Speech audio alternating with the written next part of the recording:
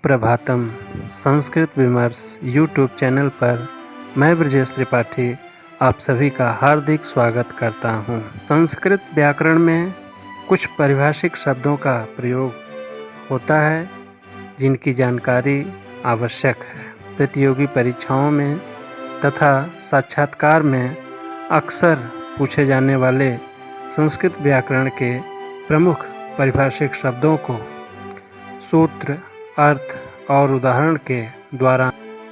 पद क्या है? सूत्र है सुप्तिगंतम पदम। अर्थ हुआ सुबंत, सुप्रत्यांत तथा तिंगंत, तिंग प्रत्यांत शब्द स्वरूप को पद कहते हैं। अब जिज्ञासा होती है कि सुबंत क्या है? तो प्रथमा विभक्ति से लेकर सप्तमी विभक्ति तक लगने वाले प्रत्यय सु, औ, जस आदि सुप्रत्यय कहलाते हैं और इससे बनने वाले शब्द सुबंत कहलाते हैं, जैसे बालकः, बालकौ, बालकाः। तिङन्त किसे कहते हैं?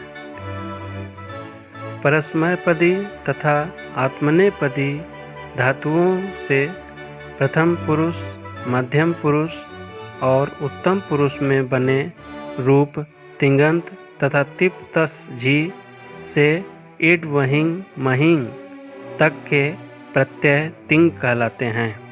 तिङन्त शब्द इस प्रकार हैं: पठति, पठतः, पठन्ति, लभते, लभेते, लभन्ते।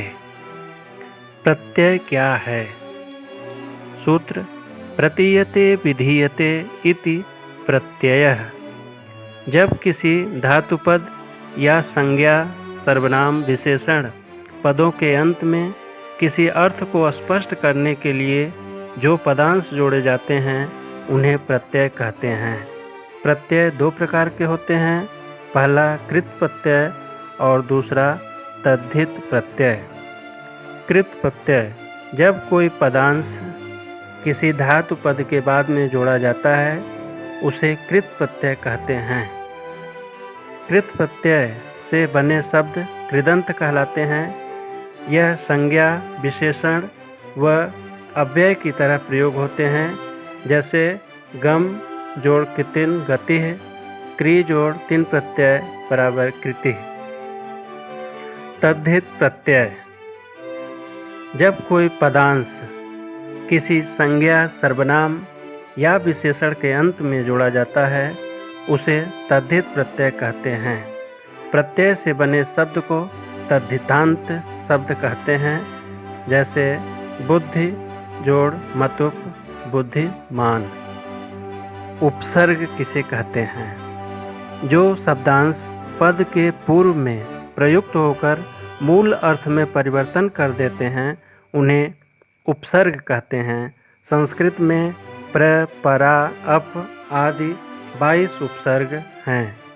उपसर्गेण धात्वर्थो बलादन्यत्र नीयते, प्रहार, आहार, संहार, विहार, परिहारवत्।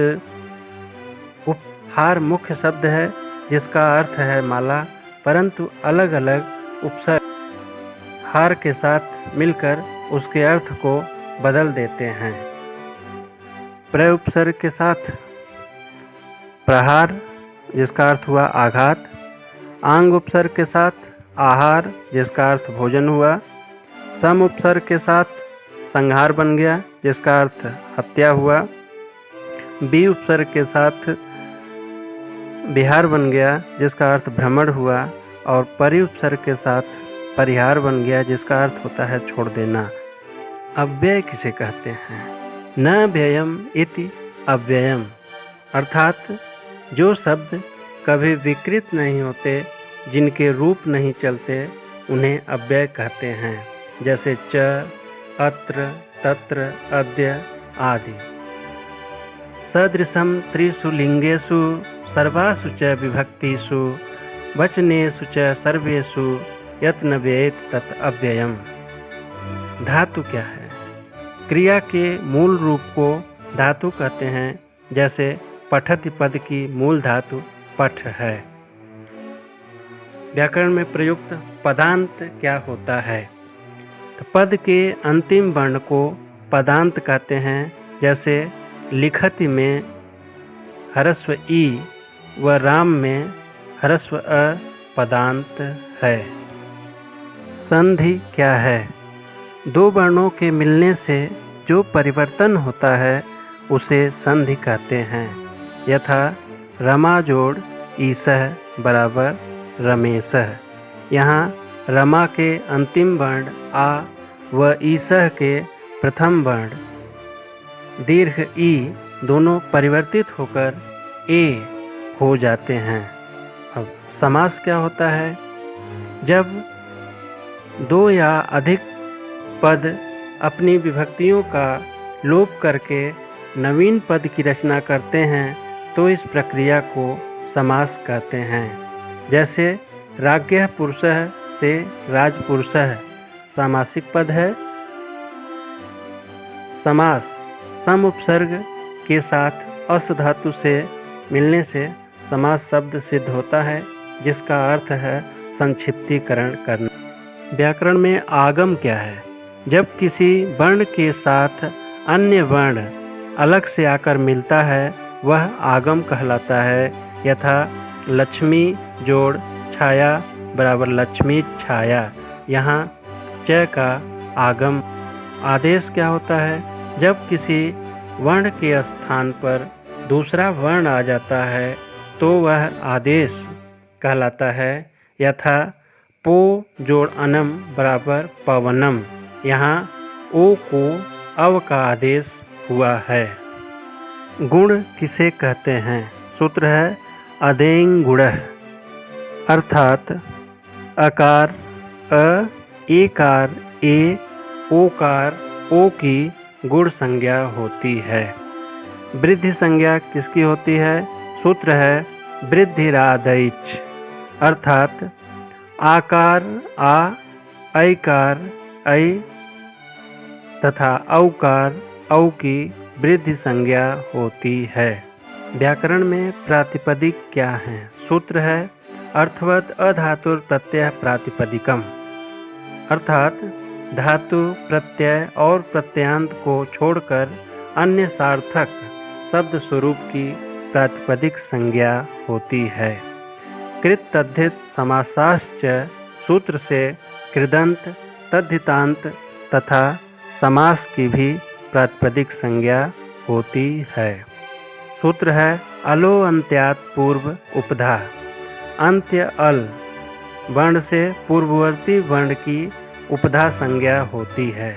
जैसे सखन शब्द में अंत्य वर्ण न है और इसका पूर्ववर्ती वर्ण ह्रस्व अ है, अतः ह्रस्व आकार उपधा संज्ञक है। विभाषा किसे कहते हैं? सूत्र है न वेति विभाषा, अर्थात निषेध और विकल्प को विभाषा कहते हैं। अर्थात कहीं पर कार्य का होना, कहीं पर कार्य का न होना, इस वैकल्पिक अवस्था की विभाषा संज्ञा होती है। व्याकरण में निष्ठा की परिभाषा क्या है? सूत्र है तवतु निष्ठा, अर्थात त प्रत्यय और तवतु इन दोनों प्रत्ययों की निष्ठा संज्ञा होती है। तो व्याकरण में 6 प्रकार के सूत्र होते हैं। संज्ञा च परिभाषा च विधिर्नियम एव च अतिदेशो अधिकारश्च खड्विधम सूत्र लक्षणम। ये 6 निम्नवत हैं: संज्ञा सूत्र, परिभाषा सूत्र, विधि सूत्र, नियम सूत्र, अतिदेश सूत्र और अधिकार सूत्र। शुभम भूयात् पुनर्मिलामः।